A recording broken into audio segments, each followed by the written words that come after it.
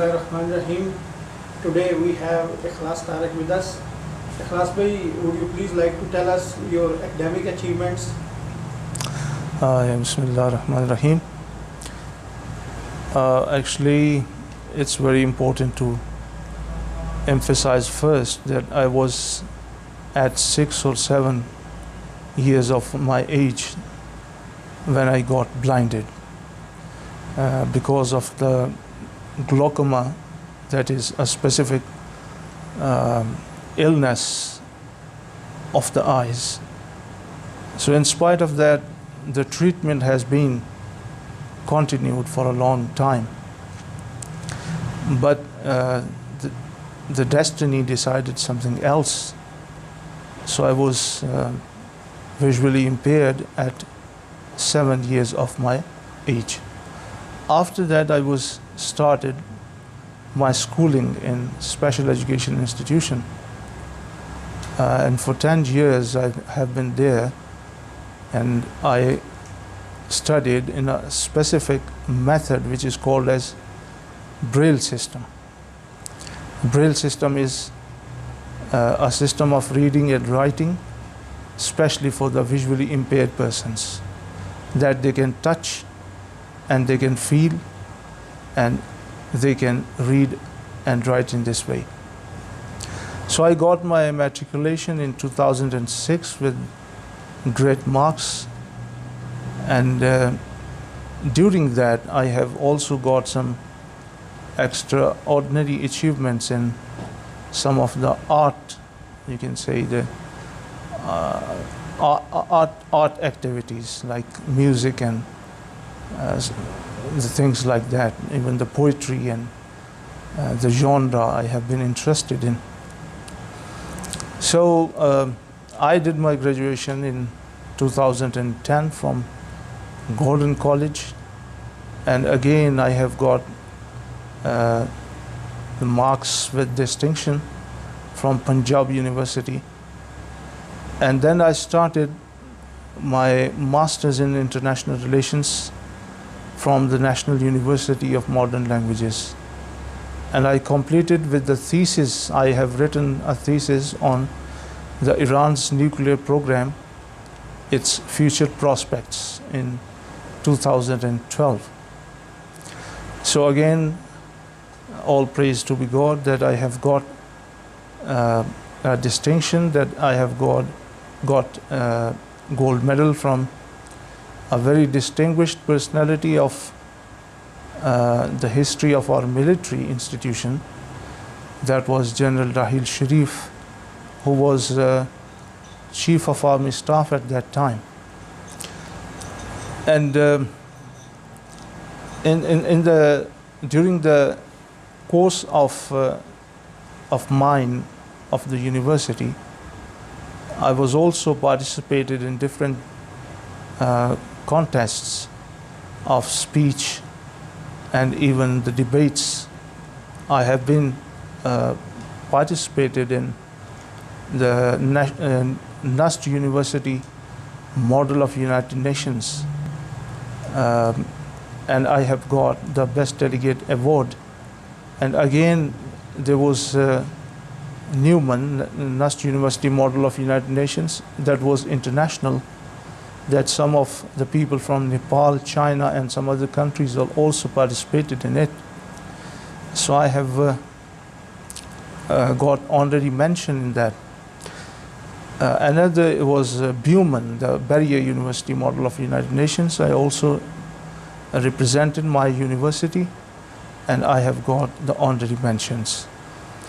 So after the masters, the completion of my master, I could not continue my further studies because I was more interested in the self-study. So now I am ready to start again my further studies, but for 8 or more than 8 years, about 10 years, I have been sincerely involved in my self-studies. So this is a precise introduction of mine. One thing more I want to learn. Could you please tell me what kind of books you have read so far and how many? I think it's difficult to say that how many books, because yeah, once I have tried to count them, and in 1 year I have read more than 100 books in 1 year. So because a lot of years I have been spent in my self-study, so it's difficult to count all of the books, but a little we can take a sort of we can examine it by categorizing it in different spheres, that what type of things that I have been focused upon. First of all, the very important thing in which I have been involved and I studied for a long time, though my background was not philosophic, but my interest, I was intrigued in philosophy and I was inspired by it. So this is the reason that I started to read the philosophy books. And I took a start from W.T. State's book in 1920. He delivered some of the lectures on the Greek philosophy.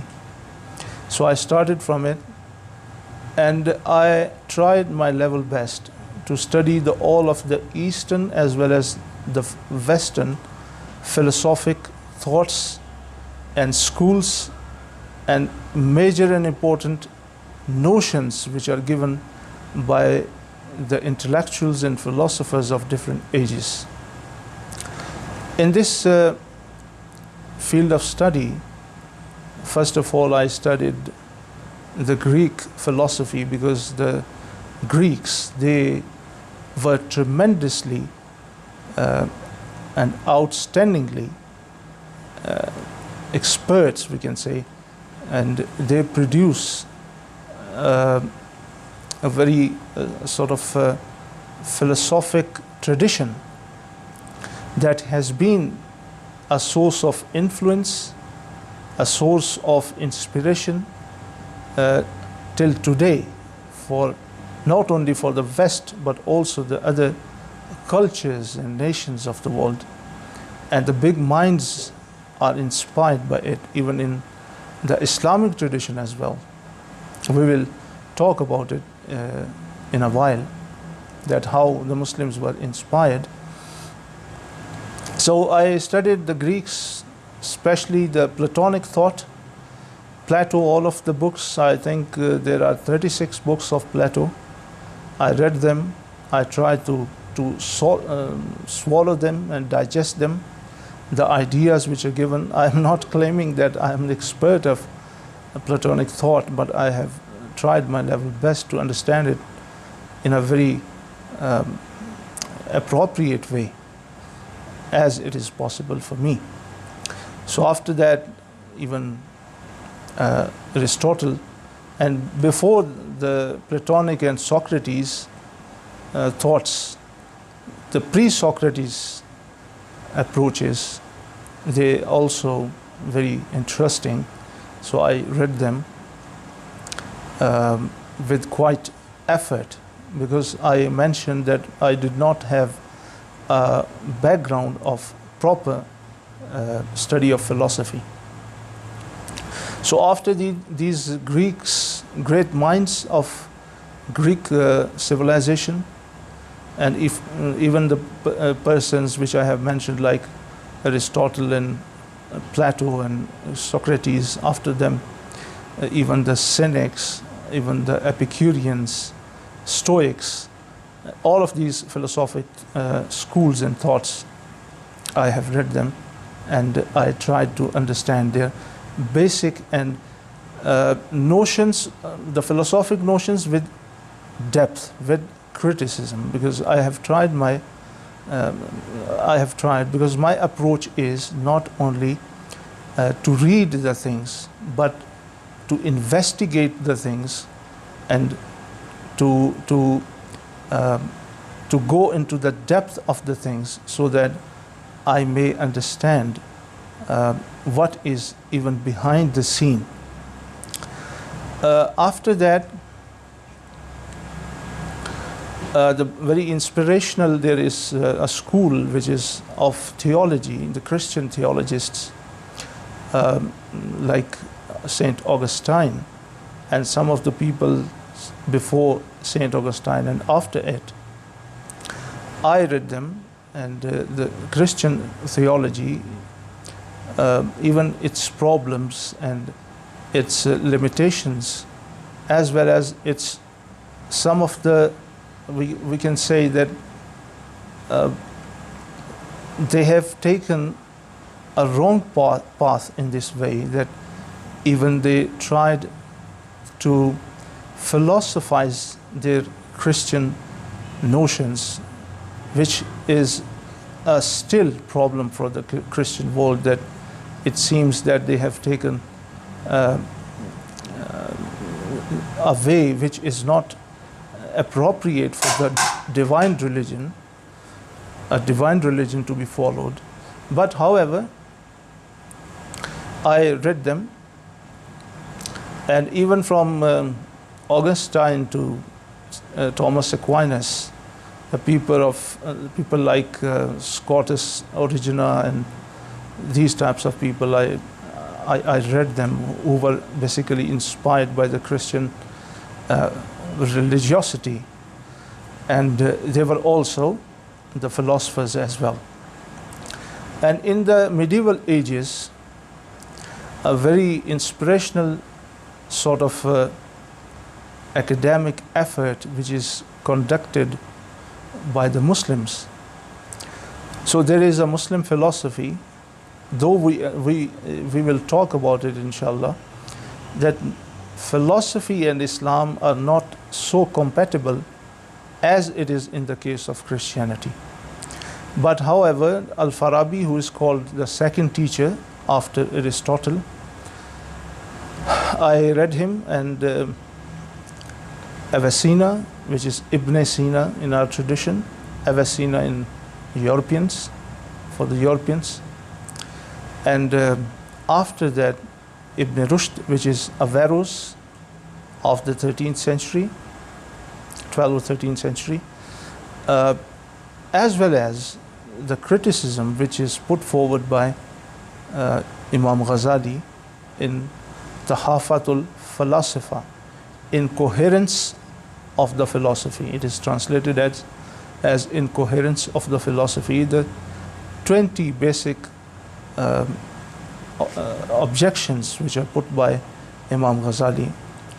So all of these Middle Ages Muslim philosophers, I tried even the Spanish one as well.